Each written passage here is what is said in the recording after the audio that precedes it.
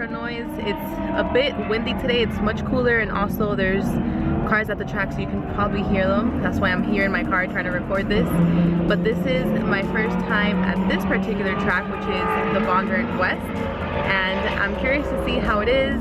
Like I said, I've never been here. I've only been to the east track, so I want to see how much of a difference there are once I actually go in the track and drive through it. So I did speak with a few people here once I arrived, and they did tell me that the track is not in the best condition because it did rain not so long ago. So that makes me just a little bit nervous, especially me that I'm like pedal happy. So for this track day, I think I'm just gonna focus on not being pedal happy and just taking things way slower, focusing on my technique, especially with turns, since that's what I struggled with at the last track. So I'm curious to see if there's any wide turns here. I mean, I'm sure there are, but not sure how many. But I need to start getting ready now, since I'm going to head out to the track in a bit.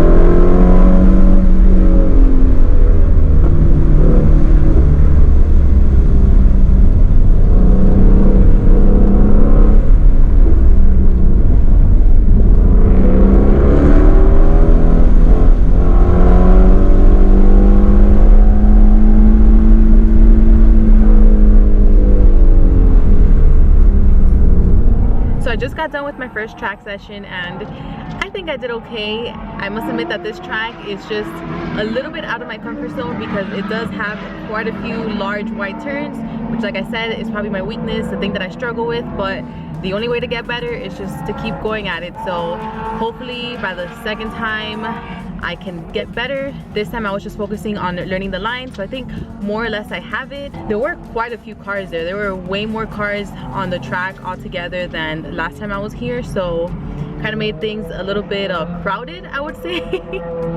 Just because the last time the track was a bit bigger with less cars, but this one is even smaller and it has way more cars. There's also some ZL1s and a few ZL6s.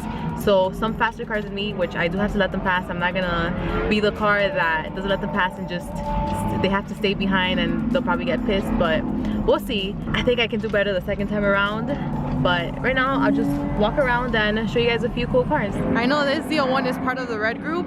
He just went with me in the first session, and I really do like that color. It reminds me a lot of the lead for gray for the Shelby GT350, which I really do like. It's a pretty unique color. There's another ZL1 over there. I can't remember if he was part of the red group or not. And there's a ZR1, which is just literally goes in orange. And this one, I think he's part of the orange group. Yeah, if I'm not mistaken, definitely not part of mine. And then there's the McLaren 720S, which is part of my red group. He did not go the first time around, but he is going the second time, so let's see. And he was actually at AMP with the GTR. I couldn't go to that track. Well, I did go, but in the GTR, but I couldn't take my car just because there's a sound restriction there. But this car is fast. He's obviously the fastest one in the red group, and I actually talked to him. He's a really nice guy. He's not a collector by any means, and he actually tracks his car and uses it for what it's meant for. So I'm here with the GTR again today, running in the same group, but it's not like I'll catch up to him anyways. You'll probably lap me a few times, but it's okay. There's also this ZL1. He's completely stocked, and he says that it just rides phenomenally. I think he just recently got it too. So it's pretty exciting. Can't wait to take mine here, but it'll take some time until I break it in. And then this is probably one of my favorite cars here, which is this Boss VL004, which is here almost, well, not almost, every single time I've come to the track, he's here both days. He really checks his car. It has a roll cage inside, it's track ready, and he's on quick jacks, which is really smart of him. And I really do like how that E36 M3 is done up as well. I think it's all gutted out inside. It has a roll cage and it has that massive spoiler. Like I said before, these cars, they can take turns and they are really good at the track. Alright guys, so now I'm back from my second track session, and I have to say that I did pretty well in the sense that I didn't go off-roading. I managed to stay on the track, but that was mainly because I decided to just take it a bit slower and not be as pedal happy as I usually am at the track. And this was a bit dangerous, I would say, because it was slippery. There was pebbles everywhere. The first time I went, there was like a giant rock in the straightaway, which it was like right in the middle. But overall, I'm glad with how I did. I think I could have done a bit better, as in like I could have pushed the car a bit more, but I'm just being a little cautious since I really don't want to be off track and just want to get the hang of it little by little. And this track was just, like I said, definitely out of my comfort zone with all those large wide turns. There were way faster cars here. There was ZL6s and ZL1s. There was this one time, I think around 2 laps, there was a ZL1 right behind me, and I thought he was going to pass me, but he didn't, so I just let him pass the third time around the straightaway. Then there was another GT350 and he was right behind me as well. I thought he was going to pass me, but he didn't, so I just let him pass. And other than that, I mean, I had fun. I can't wait for the next track session, which will be at AMP, where there's a noise restriction, but I know now there's a device that I can install on my car just to close the valves. And I'm so excited, so I'm just gonna go ahead and head home and then talk to you guys once I'm there.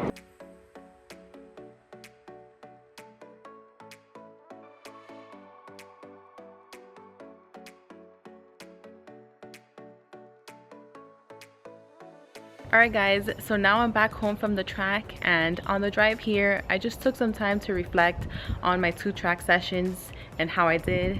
The first one was just okay, just because it was my first time at the track and I was just focusing on learning the line since it was just all brand new to me.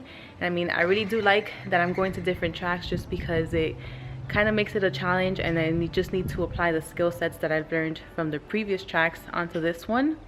Now the second time I went around, I'm pretty happy with how I did, just because I actually managed to follow my line and actually stick with it.